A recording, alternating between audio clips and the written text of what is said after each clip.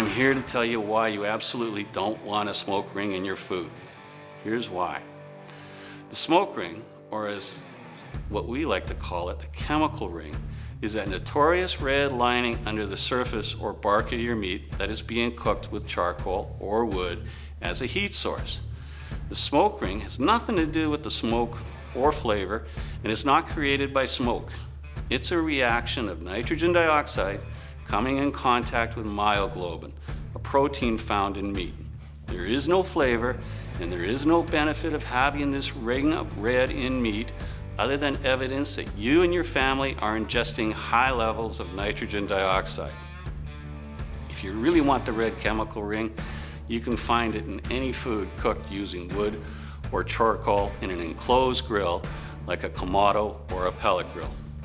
So what gives you the best results? For best smoke results, use sawdust. Food smokers that use this fuel for smoking can make great tasting food. But for that to happen, you must remove the sawdust before it turns to ash. So you need to keep an eye on your smoker and remove the sawdust when it is blackened all the way through. Then replace it with fresh sawdust and continue your smoke. Yeah, it's a bit of a pain, but that's just how it is. Unless, of course, you can automate the process.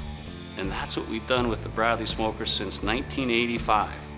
All of our Bradley Smokers deliver the cleanest smoke because we have automated the smoking process. And by the way, you'll never get a chemical ring with a Bradley Smoker.